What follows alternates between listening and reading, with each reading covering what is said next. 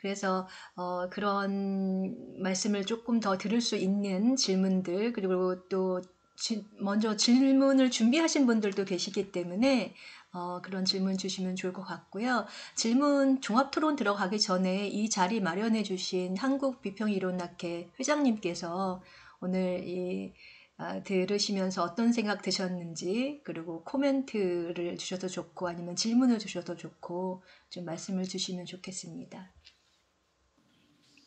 예, 발표 잘 들었습니다. 우리 이 한국 비평이론학회가 주로 이제 인문학계 관계돼 있는 분들이 많다 보니까, 이제 어떤 의미에서는 오늘 이제 우리가 도너 헤러웨이를 좀 접근하고 싶어도 어떤 생물학적이거나 과학적인 것들이 조금 약하다 보니까 이게 이제 뭔가 접근하는, 사실 한국 비평이론학회 논문들도 이렇게 보고 있으면 이제 그 점이 조금 약한 부분이 아니었는가 이런 생각도 좀 들거든요. 많은 영문학자들이 번역도 하고 뭐 이래 이제 헤러웨이에 대해서 관심은 가졌는데 아마 본격적으로 깊이 들어가지 못한 부분들이 이제 생물학이라든지 뭐 이런 부분들이 좀 장벽 같은, 뭐 아까 수식으로 이렇게 설명하셨는데 도대체 저게 뭔지를 모르는 보고는 있지만 저게 뭘까 과연 이런 생각이 참 많이 드는, 그러니까 한국의 인문학이 지금 어떤 봉착한 어떤 딜레마인 것 같다는 생각이 참 많이 듭니다. 사실은 이제 지금 유럽이나 이제 영미권에서는 생물학이나 이제 과학에 아주 토대가 돼 있는 연구자들이 인문학으로 굉장히 많이 넘어오는 이런 상황들인데, 저희들은 오히려 오늘 얘기하신 것 마찬가지로 뭔가 이 공생의 어떤 이걸 느끼기에는 뭔가 좀 차단막이 있지 않았나. 인문학이라는 게 인간을 중심에 두다 보니까 늘 그 인간을 넘어선 어떤 관계에 대한 사유나 이게 굉장히 좀 빠져버린 느낌이 드는데, 정말 인문학의 위기라고 한다면 이게 이제 인문학의 위기를 어떤 식으로 이제 돌파해 나갈 것인가를 저희들이 막 지금 고민하고 있고 숙제를 찾고 있는데, 어떤 의미에서는 최유미 선생님께서는 반대편에서 저희들에게 오고 있는 게 아닌가 이런 생각도 사실 좀 듭니다. 이제 저도 이 비슷한 이 작업을 최근에 이렇게 좀 하는데, 결국 그러니까 휴머니티라는 거하고 휴먼 카인드라는 걸 이제 구분하면서, 휴머니티가 결국은 휴먼 카인드를 이제 이 휴먼 카인드라고 하는 이 어떤 근본적인 토대를 잃어버림으로써 하나의 공생적 실제 속에서 다른 어떤 생명체들이나 비인간 존재들과 더불어서 존재하고 있는 그런 어떤 류로서의 어떤 인간이 어느덧 인간이 돼버림으로써 이 공생적 실제로부터 완전히 소외돼 버리고 말았다. 그럼으로써 이제 다시 휴머니티가 휴먼 카인드로 갈 수 있는 고민들을 이제 좀 해야 되는 게 오늘날 우리가 뭐 인류세라고 하든 자본세라고 하든 이런 시대에 좀 필요하지 않나라는 생각을 이제 피력하는 책을 제가 번역도 했지만 오역이 이제 도저히 이해 못하는 부분들이 굉장히 많이 있더라고요. 티모시 모튼이란 이제 사람의 어떤 작업을 제가 번역하는데 스님 오늘 발표한 내용하고도 굉장히 많이 연결이 돼 있는 부분들이 많이 있더라고요. 그래서 굉장히 흥미롭게 들었고, 사실 우리가 인문학의 위기다 하면서 사실 인문학을 다시 휴머니티를 세우려고 굉장히 노력하는데, 사실은 그거보다 더 나가야 되지 않을까라는 점에서 이제 인류라고 하는 어, 다른 어떤 공생체들과 더불어 존재하고 있는 그런 이제 공부들을 안 할 수가 없겠구나. 그리고 특히 최근에 이런 뭐 여러 가지 이제 지구라는 이 지구가 이제 어떤 큰 어떤 위기 속에 존재하고 있기 때문에 우리가 이게 뭐 과학 기술로 뭔가 돌파할 수 있을 것이라는 환상적인 담론들이 굉장히 많이 나오는데, 뭐 전기차라든지 뭐라든지 이런 게 나오는데, 헤로웨이는 이제 전혀 다른 가능성들을 굉장히 많이 보여주는 것 같아요. 이미 이제 우리가 사실 과학기술이나 포스트 휴머니즘이라는 걸 통해서 사실은 과학을 더 고도로 발달시킴으로써 이 위기를 돌파할 수 있을 것이라는 좀 환상을 포스트 휴머니즘이 많이 남겨주고 있다면, 헤러웨이는 그런 방식이 조금 불가능할 것 같다라는 이제 이미 지구의 어떤 이 수많은 모든 걸 자원화시키는 어떤 문제에서도 그런 것 같고, 그래서 저희들이 이제 인문학이라는 게 근대적인 학문 속에서 인간의 어떤 탄생과 관련해서 이렇게 공부해 오다 보니까 뭔가 이제 이 부분들을 우리가 어떻게 넘어갈 것인가라는 고민은 큰 숙제인 것 같아요. 다 지금. 그래서 이 부분들을 좀 사실 저희들이 적극적으로 듣고 싶었고, 또 이게 이제 중요한 계기가 돼서 저희들이 인문학이라는 게 아니라 인문학을 좀 넘어선 어떤 그런 어떤 이제 탐구를 해 나가야 되는 하나의 중요한 좀 계기들을 다른 영역에서 저희들에게 오는 분들을, 이게 저희들이 온다는 게 이상하죠. 그렇지만 이게 다른 영역에서 이렇게 집중적으로 연구한 분들을 많이 만나야 되는 장을 사실은 좀 만들고 싶었고, 그래서 이제 제가 좀 오늘 발표도 좀 부탁드렸고 그런 것 같습니다. 제 질문은 나중에 또 다시 그렇게 하도록 그래 하겠습니다. 또 네. 감사드립니다. 네, 네. 아, 그 질문을 또 받은 다음에 또 다시 말씀을 주신다고 하셨으니까요. 사실은, 지난번 첫 번째 저희 비평이론 세미나 첫 번째 발표자셨던 이명우 교수님도 워낙 도나 해러웨이에 대해서 관심이 많으셔서 또 오늘도 모셔가지고 들으셨는데, 혹시, 어, 지난번 이명우 교수님께서 식물에 대해서 하셨는데 오늘 최유미 교수님께서는 이제 동물 반려종 이런 거 쪽을 하셔가지고 관련이 있는지 저는 아직 좀 잘 모르겠지만 이명우 교수님께서 뭐 좀 질문이시라거나 아니면 코멘트 같은 거 주실 수 있으시면 말씀 주시겠어요? 글쎄, 다른 선생님들 질문하시는 시간을 먼저 드리는 게 맞지 않을까요? 아마 되게 궁금하신 거 많을 것 같은데, 그리고 먼저 질문 듣고 나중에 네, 시간이 되면 네, 저도 몇 네, 가지 네, 많죠. 네, 그때 질문 드릴게요. 네. 네, 네. 아, 그러면 질문 있으신 분 혹시 잠깐만요. 저한테 예, 권요한나 권요한나 선생님께서 그 채팅창에 주셨는데 직접 말씀해 주시면 질문을 주시는 게 좋을 것 같아요.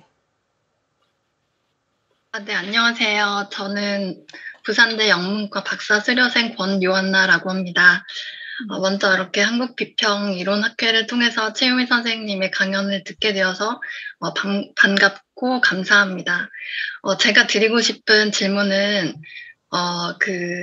좀 전에도 말씀하셨고 이제 그 번역서에 166쪽에 있는 건데 퇴비되기를 이야기하면서 포스트 휴머니스트가 아니다라고 이제 몇 번 강조해서 이야기를 하는데 제가 이제 드는 생각은 그 퇴비되기라는 것, 그 다음에 또 실뜨기를 통해서 서로 엮어져 있다라는 것, 그런 것 자체가 또 다른 포스트 휴먼에 대한 지평을 열어가는 것 또는 또 다른 가능성을 만들어가는 것이 아닌가라는 궁금증이 생겼고요.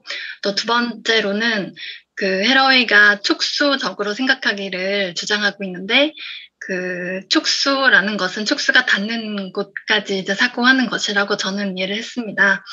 그래서 그렇다면 좀 전에 말씀하신 것처럼 그 장소, 그러니까 이 장소, 저희가 지금 살아가는 이 장소에서 촉수적인 사고를 통해서 생각을 하고 행동을 하는 그러한 현상들이 문화적으로 많이 발생하고 있을 거라는 생각이 드는데 이와 관련하여서 선생님께서 소개해 주실 수 있으시면 지금 나타나고 있는 그런 촉수적인 사고와 그런 행동들을 소개해 주셨으면 좋겠습니다.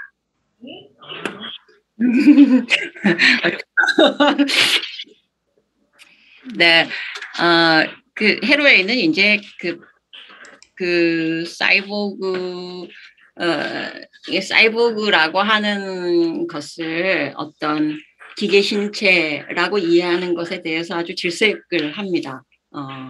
사이보그는 부분성이라고 이게 그러니까 어떤 리셋하는 것을 갖고 있었고 이제 리셋하는 것을 갖고 있었고 그것이 어떤 그러니까 사이버네틱스로 정보로 이렇게 하나의 시스템을 만들고 있지만 하나의 시스템은 아주 일시적인 것이고 또 다른 것으로 되고 다른 것으로 되고 이런 것이기 때문에 이제 그렇지만 사이보그는 가장 어린 반려친족이다라고 얘기하지요. 그러니까 사이보그라고 하는 것을 통해서 그 사람이 어떤 그 이질성들, 부분성들 이런 것들을 포착하고 그런 아이러니를 드러내면서 이제 그것을 부정하려고 하는 그런 시도들, 뭔가 순수성을 주장하려고 하는 시도들에 대해서 이렇게 반대하는 그런 이제 대항 내러티브를 만들었다고 하면 지금은 어쨌거나 기계하고 같이 살고 있고 지금 우리도 지금 이렇게 이런 인터넷이나 이런 기계가 없으면 지금 이런 식의 그 세미나는 뭐 생각지도 못하는 것이잖아요. 그러니까 이들과 어떤 관계를 만들 것인가라는 의미에서 이게 반려친족이다라고 하는 건데요. 사실 친족이 된다는 의미는 기계가 친족이 된다는 의미는 저는 그렇게 이해했습니다. 그러니까 블레이드 러너가 생각이 나는데요. 블레이드 러너는 이렇게 이제 인공생명이 만들어져서 그러니까 3년밖에 못 사는 초기 버전은 이제 그렇게 되어져 있었던 거죠. 그러니까 그것이 인간이 형상을 하고 있기 때문에 우리는 그 블레이드 러너의 그 주인공에게 감정이입이 되고 나쁜 막 이러면서 이렇게 막 눈물이 나고 이렇게 되는데요. 사실은 우리 기계들을 보세요. 뭐가 다를까요? 폐차장에 있는 기계들. 그러니까 반려친족이 된다라고 하는 것은 그러니까 그런 의미, 돌보는 관계. 그러니까 그것이 꼭 인간과 똑같은 형상을 하고 있어야 돌보는 것인가. 그러니까 반려동선언인가 어디선가, 그러니까 제가 어디서 봤는지는 잊어버렸는데 그런 얘기를 합니다. 전자기기의 세대 시간과 인간의 세대 시간은 아주 차이가 나죠. 우리는 뭐 휴대폰 3년, 4년 이렇게 해서 이렇게 버리게 만들잖아요. 버리게 만들고 그것이 반려친족이라면 그 휴대폰에는 그냥 기계로서의 구성 물질만 들어있는 것이 아니고 그것을 둘러싼 많은 캐릭터들이 있죠. 그것은 대부분 제3세계로 팔려나와서 거기서 이렇게 쓰레기 쓸 거 다 쓰고 쓰레기가 쌓이고 뭐 이렇게 되고 거기 그 물을 먹는 많은 크리터들이 죽고 병들고 이런 것들이 그것을 보면 우리는 그들이랑 친척이라고 하면서 다른 돌보기를 해야 되지 않나? 그렇게 그러니까 그냥 단지 이질성만이 아니고 어떤 관계를 육성할 것인가에 좀 더 이렇게 그 반려동선언부터는 이 사람 어떻게 관계를 육성할 것인가, 어떻게 더 함께할 것인가, 우리 어떻게 더 유능해질 것인가 그런 것에 훨씬 더 포커싱을 하고 있는 것 같아요. 그리고 촉수적인 사유, 그러니까 이제 우리가 촉수적인 사유라든지 특별하게 하는 건가 이거는 이제 그렇게 사실 우리도 두뇌로만 생각하는 사유하지 않아요. 그러니까 제가 이렇게 이제 강의를 이렇게 뭐 이렇게 발표를 하고 이렇게 하면 물론 이제 전문가들 앞에서 좀 쫄고 막 모르는 거 말하면 어떡하지 뭐 그런 생각도 물론 있는데 이 줌은 너무너무 어려워요. 그러니까 이게 감각이 너무 달라가지고 이렇게 예전에 그냥 강의할 때는 그 장표를 만들고 장표를 만들고 이렇게 그러니까 생각의 스토리만 이렇게 정리하면 장표를 보고 이렇게 강의 듣는 선생님들 얼굴을 보고 이러면 막 이야기가 나왔거든요. 근데 지금은 그게 안 돼요. 준비를 훨씬 더 많이 해야 돼요. 그러니까 이게 터치가 안 되는 거예요. 그러니까 터치가 아주 다른 방식이겠죠. 그러니까 다른 방식으로 뭔가가 익숙해져야 될 텐데 지금은 그러니까 다른 방식의 뭔가가 이렇게 그냥 특히 이제 지금처럼 이렇게 그 얼굴을 보고 얘기하면 그래도 얘기가 좀 나오는데요. 팝포인트만 보고 이제 이렇게 몇 분 얼굴만 있고 어떤 경우에는 화면이 다 꺼져 있으면 말을 막 버벅거리기 시작하고 독백을 하는 게 되잖아요. 터치가 안 되는 거죠. 사실 우리는 한 번도 두뇌만으로 살고 있지가 않고 우리는 이제 그렇게 말하죠. 인간은 두뇌로 살고 인간 아닌 것은 다 위장으로만 산다고 생각하잖아요. 그렇지 않죠. 어떻게 그렇게 살겠어요. 그러니까 사실은 그래서 많은 이야기들, 그러니까 뭐 많은 소설들, 많은 이야기들이 사실은 촉수적인 사유로부터 나온 것이고 지금의 저의 이야기도 그렇고 선생님의 이야기도 그렇고 이제 그것을 하나의 아주 말끔한 이론으로 이렇게 만들려고 했을 때는 이 정화 작업이 필요하죠.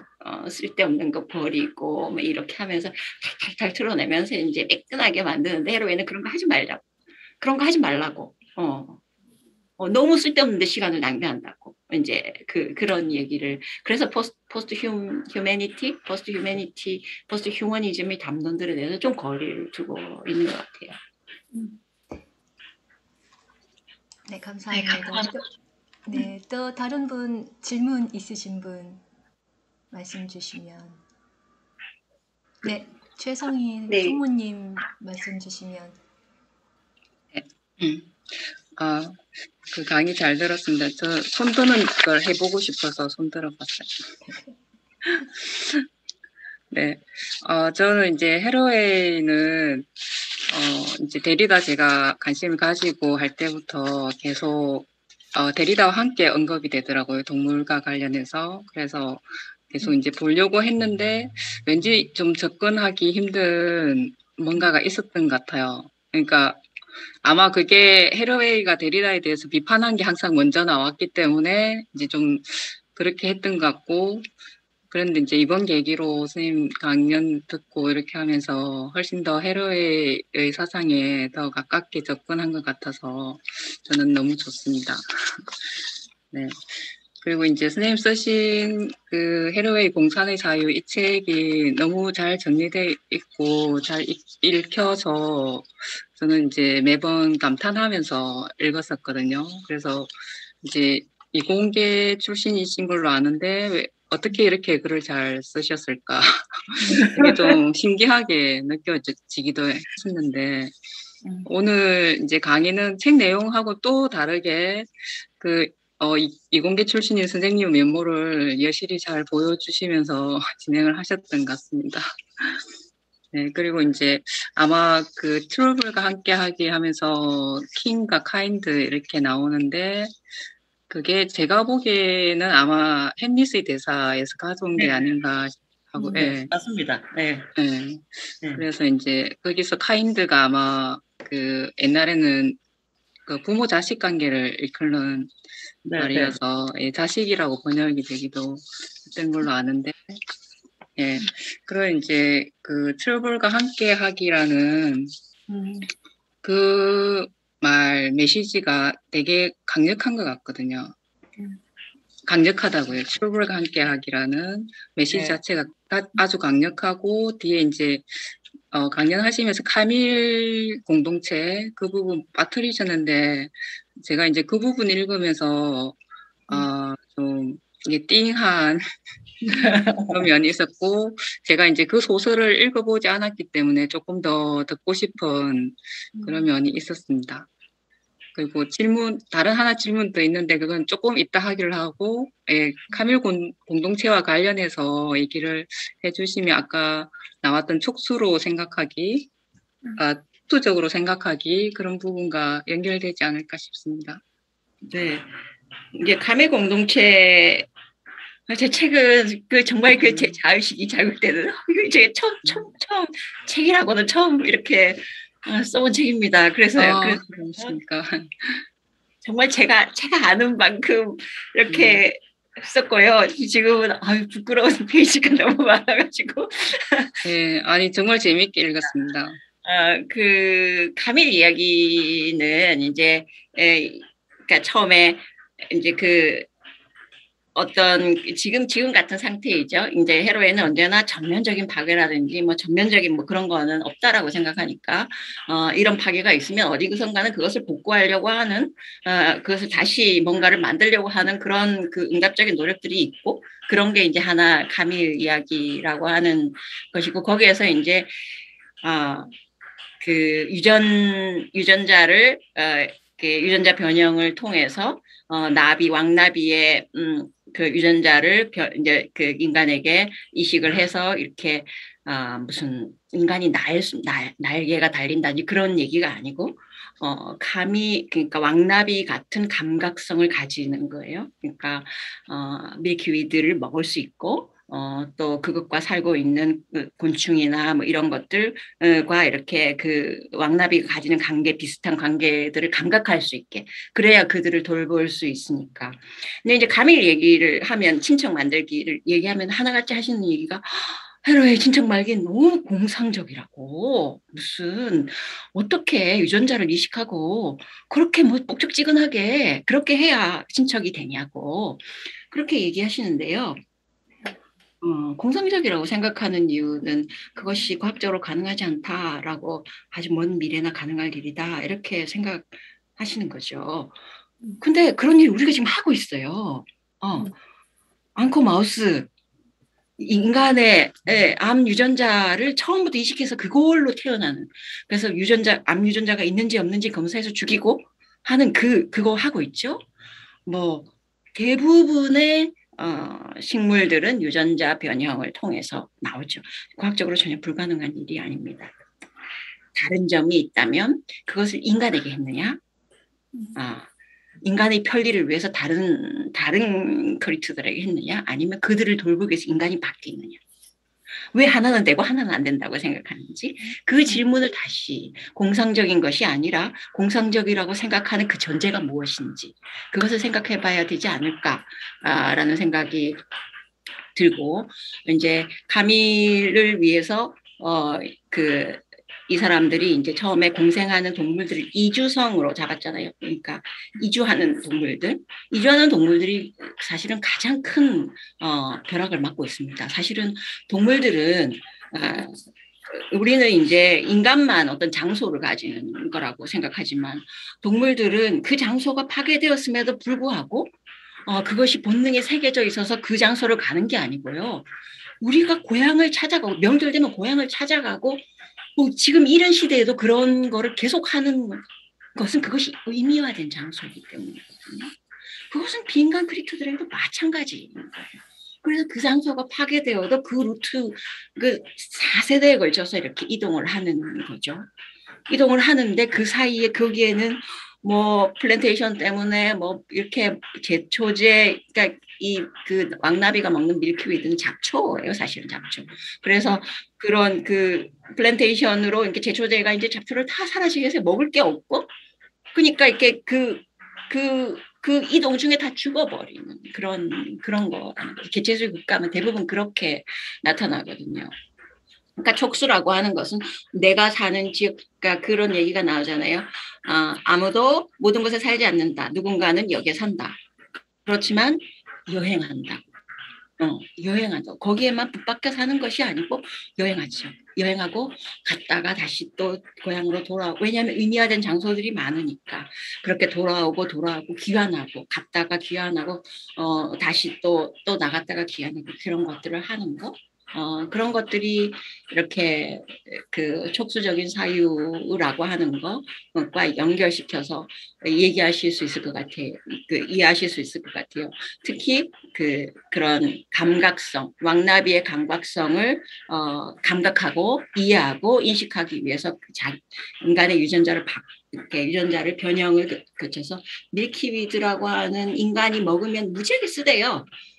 굉장히 쓰고 독이 있는 것들을 그 가미를 낳는 생부모들은 도저히 먹을 수 없는 그런 것들을 이렇게 먹을 수 있고 그래서 그들과 이렇게 정말 살을 나눌 수 있는 관계가 되는 것 그것이 이제 실뜨기이고 그런 관계들로부터 그런 그 무엇과 단절하고 이렇게 그런 제초제와 단절하고 이렇게 되고 또 이제 2세대 가면 그 마사오아족을 찾아가잖아요. 그러니까 환경에 관련된 문제, 뭐 생태에 관련된 문제들은 그런 그 식민적인 서구의 식민주의적인 그 행위들 그런 것들하고 이렇게 단절되어지는 경우가 많죠. 무슨 멸종위기종 보호 이런 거 그러니까 대부분 그렇잖아요. 그 지대를 자연 보호구역 이런 것들로 지정해서 토착민들의 생계 활동을 범죄 행위로 만들어버리는. 그러니까 물개 무역 금지 이런 것도 마찬가지죠. 이누크족의 그래서 이누크족의 그 삶은 아주 위기로 내몰리게 되죠. 그 이누크족의 삶이 아무런 그 동물을 사냥하고 그런 것들이 아무런 문제가 없다는 것이 아니고 수백 년 동안 이어온 그들의 그 동물들과 엮여져 있는 상호 포획적인 관계 그런 것들이 지금 너무나 많이 잡아서 문제가 된다면 그것이 그들이 그것을 그 당사자들이 해결할 수 있도록 그 다른 것들을 만들어낼 수 있도록 해야 되는 것인데 대부분은 이제 서구의 유럽 출신의 운동가들이 토착민이라고 뭐 잘못 안 하는 거 없어 이런 방식으로 이렇게 하는 거 굉장히 식민주의적인 방식들인 거죠. 그런 얘기들 그래서 마사오족을 찾아가면서 그들이 어떻게 죽었는지 어떻게 이렇게 폭력을 당했는지 그런 것들을 배우려고 하고 또 이제 서구의 그런 그 근대 과학이 그러니까 제기했던 신의 제거 신이라고 하는 것은 다 미신이고 근데 많은 문화권들이 신이 있고 영혼이 있고 그런 것들을 과학이라는 이름으로 미개하고 이런 것들로 만들어버렸던 거. 그래서 공영혼 발전 도대체 무슨 말인가. 갑자기 왜 심 애니마 제네시스라는 게 무슨 말인가. 우리도 제사를 지내잖아요. 제사라고 하는 것은 그냥 행위가 아니고 그들에게 우리는 이제 점점 그 의미가 옅어지고 있지만 그들로부터 무엇을 이어받고 그들의 삶 속에서 무엇을 기억하고 무엇을 할 것인가 그런 것들이 이렇게 그들 죽은 자들의 영혼과 함께 되면서 우리는 그것을 기억할 수 있고 옛날과는 다른 방식으로 이렇게 살 수 있고 이런 것들이었다고 생각을 합니다. 네. 네. 제가 아까 이지현 선생님이 손 들었는데 못 봤던 것 같아요. 예, 질문 주세요. 네. 교수님 오늘 강의 너무 감사드리고요. 사실 저는 지금 부산대에서 박사 지금 공부하고 있는 이지현이라고 합니다. 지금 저도 사실 5장 카밀 이야기 관련해서 지금 총무님처럼 질문을 조금 드리고 싶었었는데 사실 제가 오독을 한 건 아닐지 그다음에 그 오독에 대해서 질문이 잘못된 게 아닐까라는 생각을 조금 하고 있어서 차라리 오독을 했으면 이제 질문 드리고 이제 바로 잡는 게 나을 것 같다고 생각을 하고 드리려고 했는데 저도 비슷한 맥락이거든요. 사실 카밀 이야기 듣고 저는 굉장히 쇼킹했어요. 왜냐하면 저는 보자마자 지금도 논란되고 있는 유전자 가위라든지 유전자 변형 이런 단어들이 조금 떠오르더라고요. 그래서 이렇게 수평적 유전 이동이 결국 이제 유전자 이식이라고 했는데 이거에 대해서 사실 세간의 비판이 없었는지 만일에 또 비판이 있었다면 헤로웨이가 어떻게 답변을 했을까가 조금 궁금했습니다. 그 부분에서 아까 조금 교수님께서 말씀해 주신 부분에서 이제 좀 답변이 좀 된 거는 같고 그다음에 두 번째로 제가 이해한 바로는 수평적 인간이든지 비인간이든지 이런 수평적인 관계이긴 한데 평등하진 않고 이게 비대칭적이고 불균형한 관계라고 헤로웨이가 얘기하는 걸로 저는 이해를 했습니다. 그래서 이런 비대칭 관계 속에서 이제 응답하고 그다음에 이제 또 서로 상호 의존 관계에서 책임감 있는 관계, 그다음에 서로 존중하는 관계를 어떻게 유지할 수 있을지에 대해서 조금 구체적인 방안이 이제 교수님은 어떻게 생각을 하고 계신지가 궁금해서 이 두 가지를 질문하고 싶었습니다. 네. 첫 번째 이제 GMO 이런 것들 유전자 변형, 헤로인은 유전자 변형이라고 하는 것 그 자체를 반대하지는 않습니다. 그러니까 그것이 문제가 되는 것은 그것이 이렇게 그 순수성이 오염되어 있기 때문에 문제가 아니라 충분히 뭔가 변형을 한다라고 하는 것은 새로운 경계를 만드는 것이잖아요. 그 경계는 책임이 요구되어야 되는 것이죠. 근데 지금 유전자 변형이라고 하는 것은 생산을 위해서, 더 많은 생산을 위해서 그렇게 변형되는 거죠. 더 많은 상품을 만들기 위해서. 당연히 비판하지요. 그런데 비판이 그러니까 GMO이기 때문에 비판하는 것이 아니고 그것이 어떻게 무엇과 관계를 맺는 것인가, 그것이 어떤 실을 타고 그런 결과가 만들어졌는가, 그것이 굉장히 구체적인 것, 그것이 이제 헤럴가 말하는 물질기호론적인 접근이라고 저는 생각이 들고요.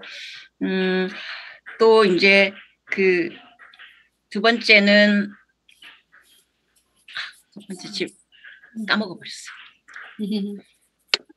이런 비대칭적인 관계 속에서 네, 서로 어떻게 존중하고 책임감이 있을지 구체적인 방안에 대해서 그 상호 응답이나 뭐 이런 것들을 그 얘기하면서 헤러웨이가 마치 우리가 아무런 그 권력 관계가 없는 것처럼 말하는 거 그건 거짓말이야. 라고 얘기를 하죠. 이제 이 사람이 이제 어질리티라고 하는 개화하는 놀이를 하면서 이제 그 얘기를 하는데요.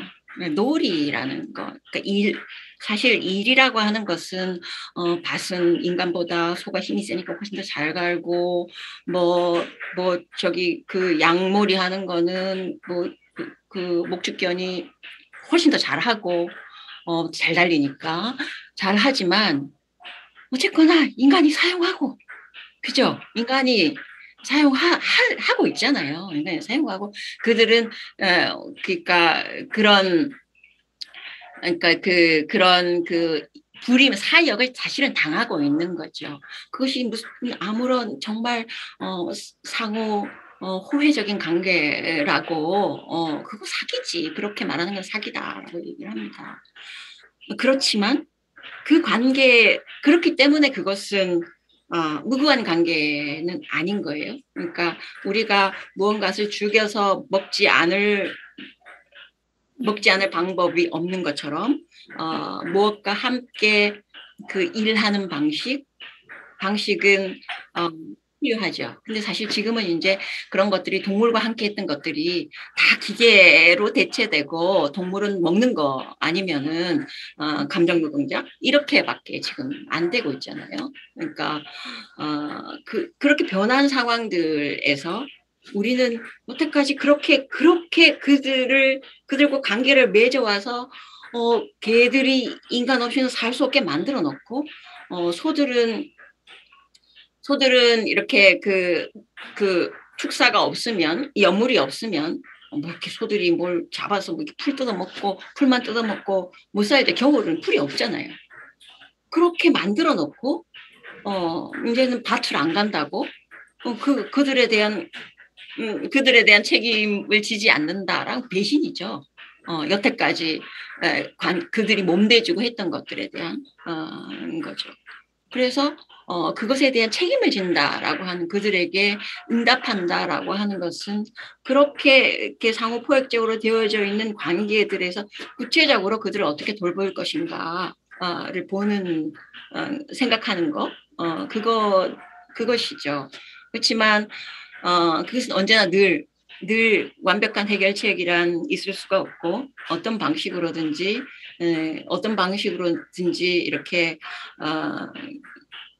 허물이 있는 방식들이고, 그래서 계속 다시 메고 하는 방식들, 매번 실패하지만 또 다르게 해보고 매번 실패하지만 또 다르게 해보고 그런 건 것 같아요. 그래서 헤러웨이 그 가밀 이야기가 5에서 끝나버리니까 그렇게 노력을 했음에도 불구하고 테크노 사이언스로 그것이 다 잘 먹고 잘 살았습니다라고 하면 사람들이 더 이상 저는 해로웨이를 더 이상 안 읽을 것 같아요. 그렇지 않다고. 우발성에 열려 있고 그랬을 때 우리는 뭘 할 건가? 지금은 특히 모든 것이 막 죽어가고 있는 그런 시대이기 때문에 그 죽음이라고 하는 것을 우리가 어떻게 생각할 건가? 그것을 어떻게 이어받을 건가? 그런 의미, 그런 예전에 해왔던 그래서 그것이 실패했지만 그것의 열망들이라든지 그런 것들을 어떻게 다른 방식으로 이어갈 것인가? 그런 것들이 이제 해로웨이가 갖고 있는 문제의식이고 그것이 우리가 육성해야 될 응답 능력이고 그렇다고 생각해서 저는 이제 해로웨이의 그 심포에시스라는 그 얘기를 이제 그 공산주의가 떠오르는 그것을 무슨 도그마틱하게 하겠다는 것이 아니라 그것의 그 열망들, 그것이 무엇을 원했는지 차별 없는 세상을 원했기 때문에 그것을 그럼 존재론적인 평등이라고 하는 측면에서 모든 존재들의 존재론적인 평등 속에서 우리는 어떤 정치적인 관계, 어떤 윤리적인 관계들을 만들 것인가라는 의미에서는 이제 이렇게 공산이라고 이제 번역을 하기도 하고 그랬습니다. 네. 다음 질문 주실 분. 네, 장유정 선생님 손 드셨어요. 안녕하세요. 저 강의 재밌게 들었습니다. 제가 준비해온 질문은 사이보그 선언에 대한 건데요. 유인원 사이보그 그리고 여자 9장에서인가? 해로웨이가 젠더에 대해서 젠더는 관계적인 것이다라고 이렇게 정의를 했던 걸로 제가 기억을 하고 있는데, 그리고 나머지 전반에서도 젠더에 대해서 관계적인 것을 설명을 하고 있고요. 근데 사이보그 선언을 제가 읽다가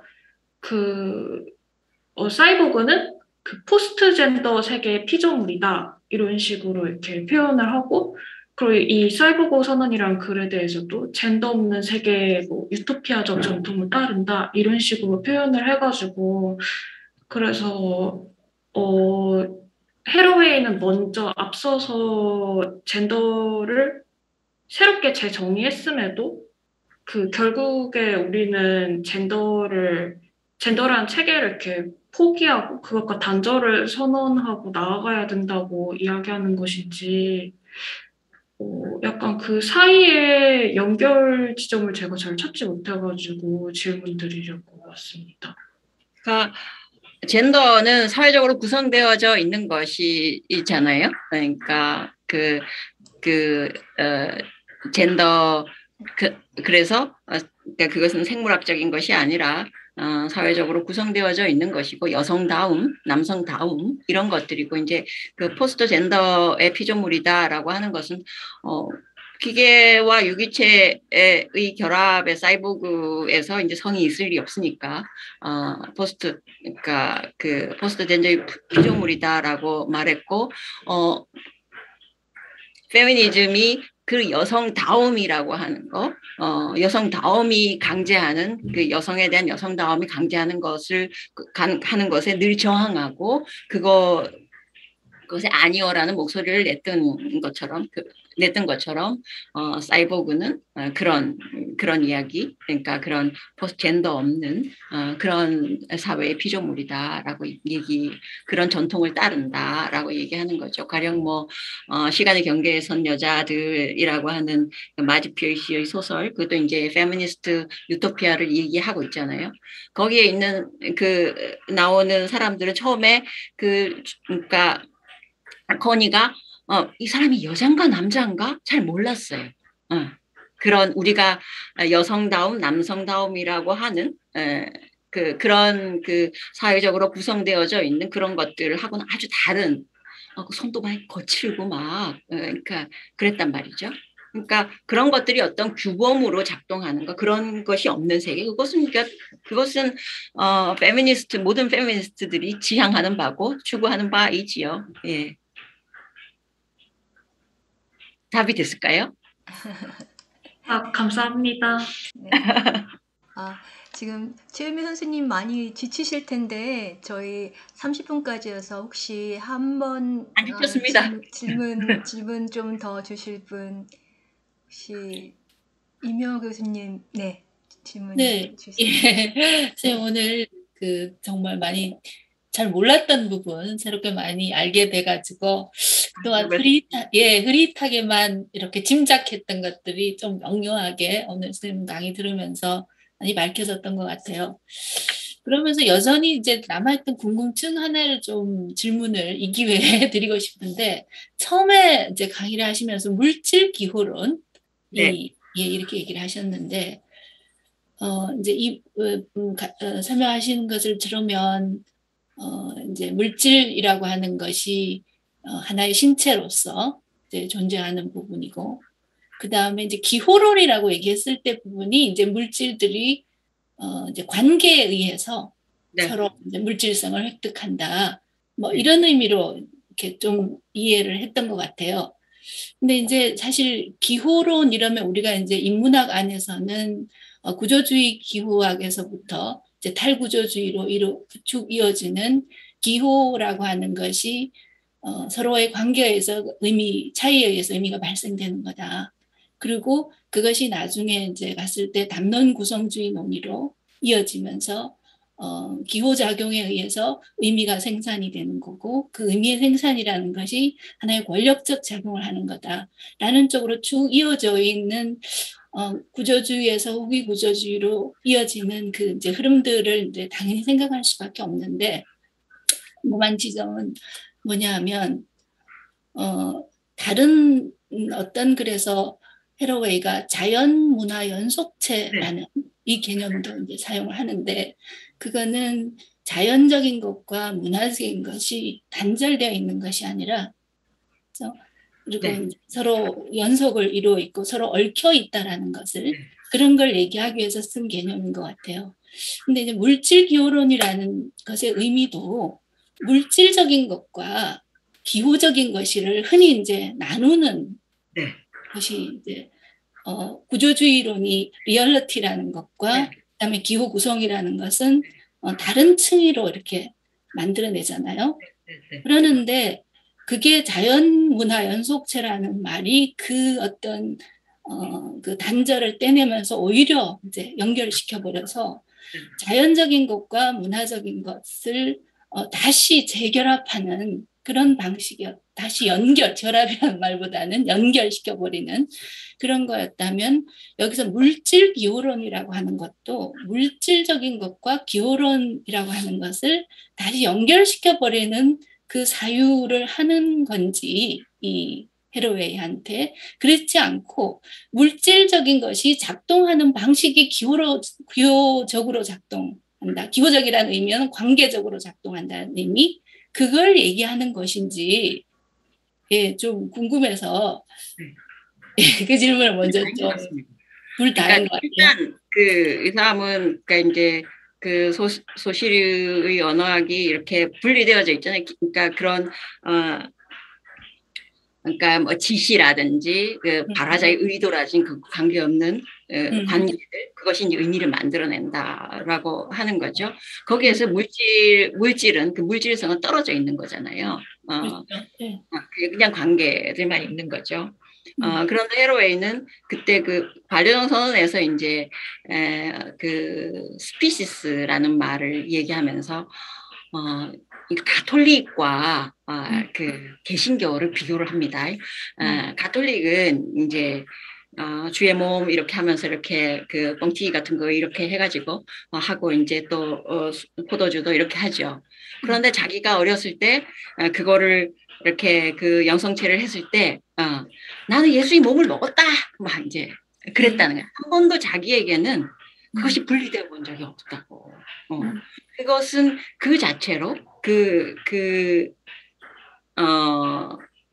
영성체 그것은 그 예수의 몸이 육화되어져 있는 것이고 포도주 예수의 피의 육화인 것이고 그것이 분리되어져 있을 수 없고 이제 분리되어져 있다라고 생각하는 하는 것이 어떤 그 통사론이나 구조나 이런 것들 그래서 중요하게 생각하잖아요. 그러니까 그 전체를 보는 사유라고 하면 그런 것이 아니라 분리되어질 수 없는 거. 그래서 제가 이제 물질 결혼 이야기하면서 경험과 이론이 분리될 수 없다고 그 케이스에서 어떤 케이스에서 이론과 경험이 분리되어질 수 없고 하는 부분들이 이제 그런 의미인 것 같고요. 그리고 사물들도 다 관계적으로 구성이 되기 때문에 관계를 만든다라고 하는 것은 그 피지컬리티가 주는 그런 관계들이 당연히 있을 거잖아요. 그리고 그 관계는 당연히 의미를 실어 나른다고 인간의 언어만 의미를 실어 나르는 것이 아니고 그런 의미로 이제 저는 그렇게 이해를 했습니다. 네. 그러니까 왜 프루스트 기호들에서 둘레즈가 그 목수는 그러니까 나무의 기호를 가장 잘 알아듣는 자가 목수다. 우리가 목수다라고 했던 그런 의미도 당연히 들어 있는 것 같아요. 그러니까 기호라고 하는 게 인간의 언어만이 아니고 이제 모든 사물들 간에 기호가 있고 그래서 응답할 수 있고 다 의미작용들이 있고 그렇기 때문에 응답할 수 있고 이제 그렇다고 생각하는 것 같습니다. 네. 네, 감사합니다. 저희가 시간이 거의 다 됐는데요. 여기 그 한국비평일학회 부회장님도 계셔서 마지막으로 오늘 이제 소감이라든지 하시고 싶으신 말씀 한마디 해주시고 그러고 마무리했으면 좋겠습니다. 마이크 켜주세요. 아니, 잘 들었습니다. 오셔서 저희들이 잘 모르는 내용을 굉장히, 그러니까 잘 모를 만한 지점들을 찾아서 이렇게 쭉 알려주셔서 정말 감사드리고요. 그리고 이제 저도 이제 예전에 이제 아주 오래전에 이제 사이보그 선언문하고 이거를 쭉 읽었었는데, 그 이후의 변화에 대해서는 제가 잘 모르고 있었는데 알려주셔서 정말 감사드리고요. 덕분에 저는 뭐 질문이라기보다는 이제 이제 예를 들면 그러니까 전체적인 어떤 시각에 굉장히 공감을 하면서도 이 참 해결될 수 없는 문제 어느 정도까지 우리가 비판해야 할 것인가 이런 것들이 사실 고민이 되는 부분이 있어요. 예를 들어서 유전자 변형을 완전히 반대하지는 않지만 하지만 완전히 반대하지 않는다라든가 그 다음에 뭐 예를 들면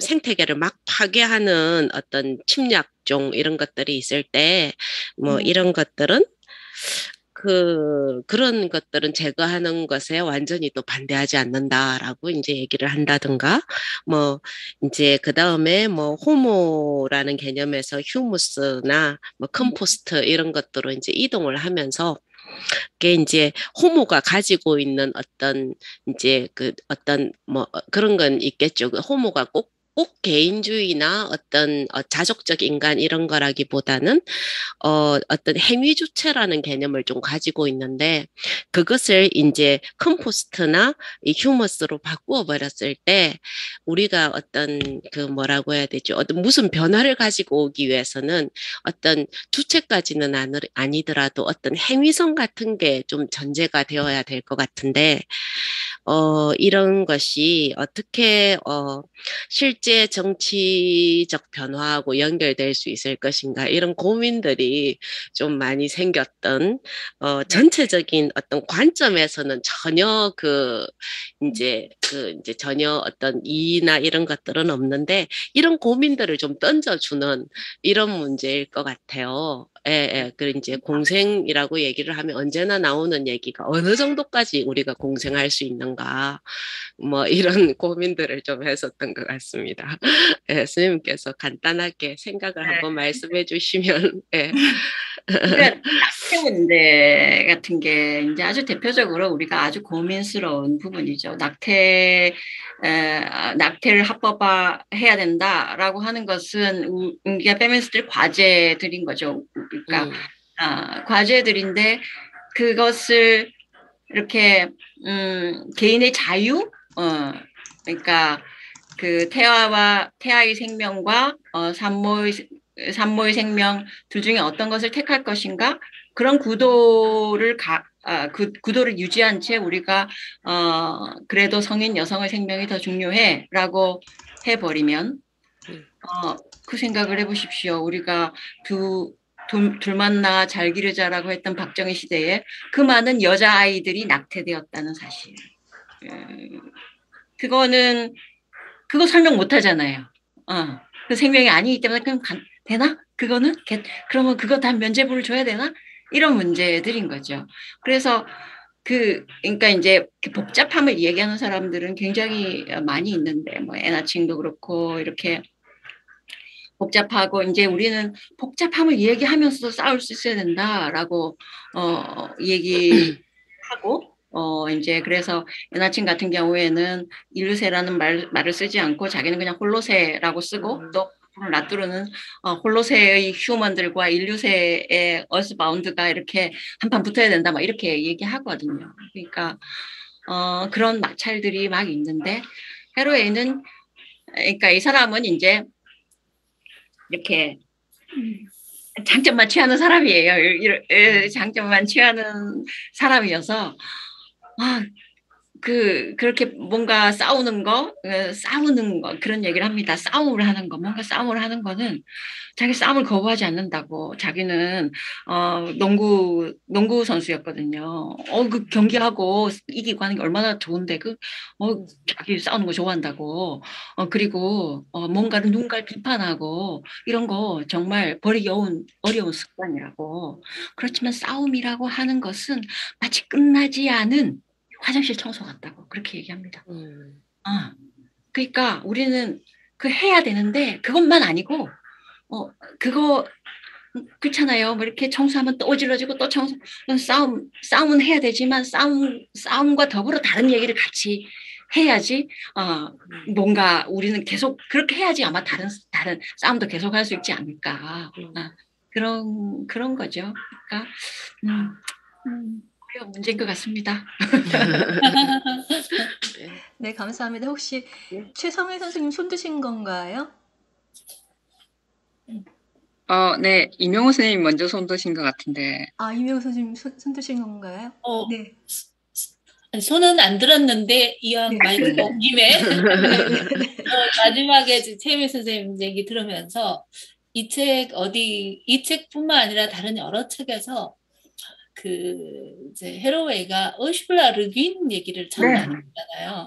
그러면서 이제 르귄이 캐리어백 디어리라고 이제 이야기 만들기라고 하는 것이 이제 아주 원시 옛날에 채집 경제 시대 때 과일이나 뭐를 이렇게 주워 담아서 망태에다 넣는 그런 것들이 어떻게 현대에서 이야기로 만들어졌는가, 그리고 그것이 인류의 생존에 얼마나 중요한 역할을 했는가, 이거를 이제 어슐라 르긴의 얘기를 이제 가지고 와서 하는 대목을 읽다 보면 이 지금 굉장히 자연과학적인 지식과 아주 먼 생명의 공생 진화를 얘기하는 그 과정에서도 특히 여성적 역할이라고 흔히 이제 얘기되었던 캐리어백이라고 하는 것, 그리고 그 이야기라고 하는 지점, 그리고 또 재밌었던 게 마음에 이렇게 와닿았던 헤로웨이의 부분은 최근에 이제 많은 종말론 담론들, 아포칼립틱한 지구 멸망하고 한편에서의 아주 과장된 현실과 떨어진 유토피아의 반대편에 아주 과장된 종말론이라고 하는 것이 이제 나타나는데,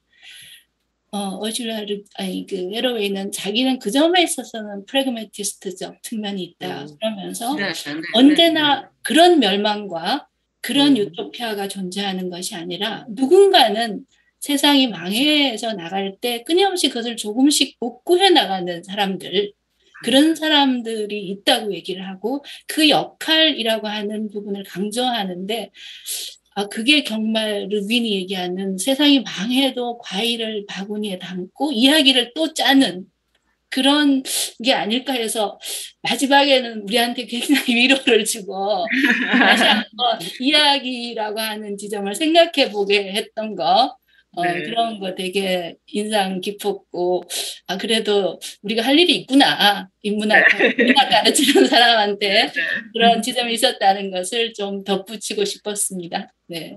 네. 그렇죠. 네.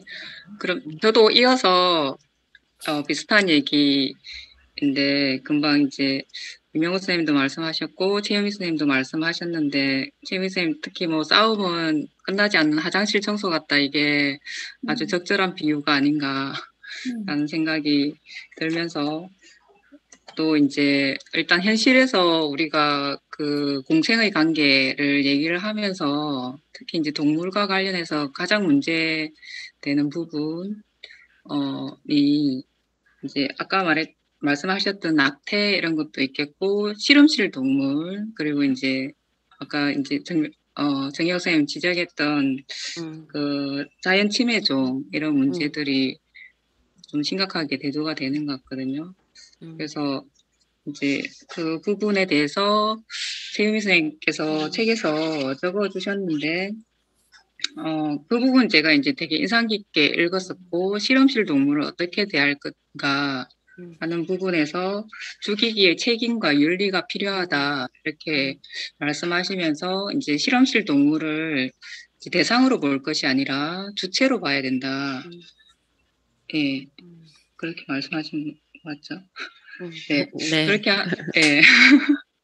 그렇게 네. 말씀하신 부분이 되게 노동하는 주체로 다룰 것을 주장한다고 하신 점은 되게 고통을 느끼는 주체? 고통을 함께하는 주체? 고통을 함께하고 예, 노동하는 주체이면 실험실 사람들은 다 노동하는 동료가 되는 거잖아요. 네. 이렇게 이제 고통을 느끼는 대상에서 조금 더 나간 것 같거든요. 그게 데리다가 고통을 이제 좀 더 강조하는 면이 있었다면 그게 이제 한 발 더 나가서 이렇게 하는 점이 약간 액티비스트로서의 헤로의 면모 이런 것을 보여주는 대목이라는 생각이 드는데 내가 이제 딱 한 군데 걸리는 부분이 있었어요. 네. 네, 그게 이제 102페이지에 나오는 책에서요? 네, 102페이지 책에서 트러블과 함께하기요? 아니면 제 책에서요? 예, 공산의 자유에서요. 네. 네, 거기서 이제 자연 침해종 관련해서 말씀하시는 대목에서 이제 호주에 이제 출몰하는 야생종 고양이에 대한 부분에 헤러웨이가 찬성한다. 이런 말씀을 하시고 이제 설명을 붙이셨는데 이 부분이 조금 더 이제 짧아서 오해 여지가 있을 수도 있겠다 하는 생각이 들면서 이제 사실 고양이 얘기가 많이 나와서 저는 이제 의무감에서 이 얘기를 꺼내는 겁니다.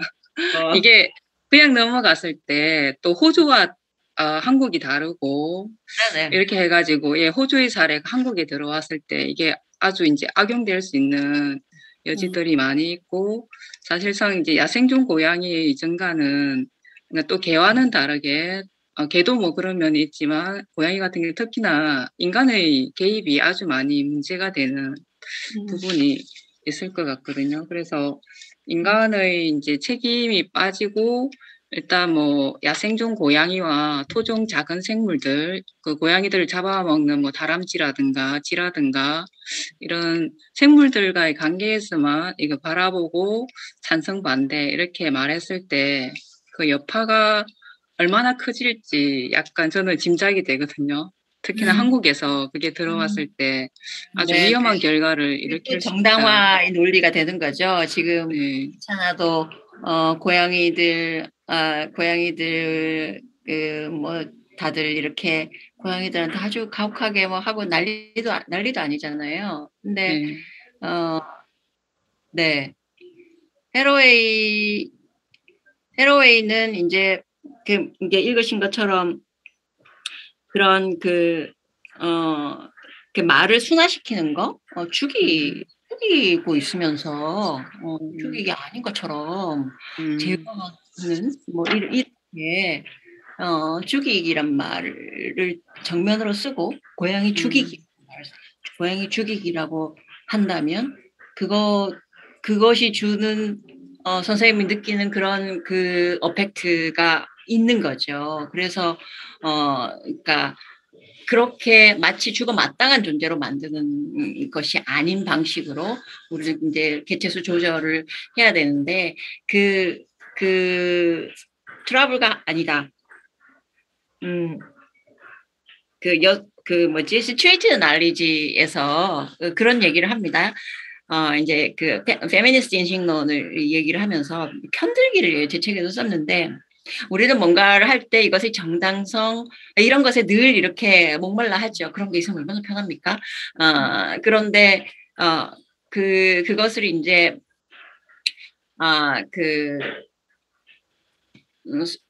수잔 리스타를 이렇게 데리고 와서 편들기라고 얘기를 해요. 편들기라고 해요. 네, 누굴 편을 들어야 되냐고.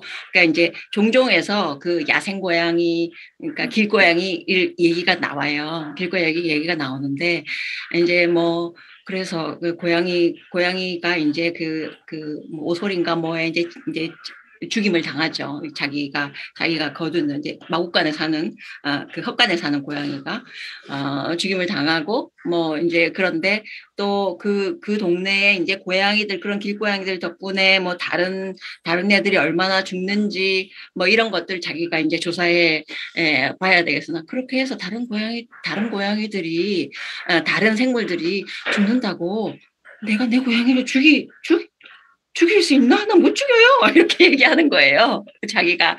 그러니까 아주 느슨하게 돌보는 그냥 우리 먹이 주는 그런 그들은 야생의 상태로 그냥 그대로 있고 그냥 먹이만 제공해주는 길고양이인 거예요. 그래서 그건 정말 어떤 정당성이 아니고 편들기이고 편들기는 무고한 게 아니잖아요. 그러니까 무고한 게 아니고 그래서 어떻게 그 편드는 것을 내가 설명할 수 있을 것인지 그런 것들이 더욱더 중요해지는 것 같습니다. 네, 오늘 너무 늦은 시간까지 고생을 너무 많이 해주셔서 더 이상은 질문을 받을 수 없을 것 같고요. 고생 많이 해주신 휴무 교수님께 다시 한번 박수 드리고 네, 늦은 시간까지 함께 해주신 많은 분들께도 감사드립니다. 혹시 최성현 선생님 뭐 총무님께서 마무리해 주시고 끝냈으면 좋겠습니다.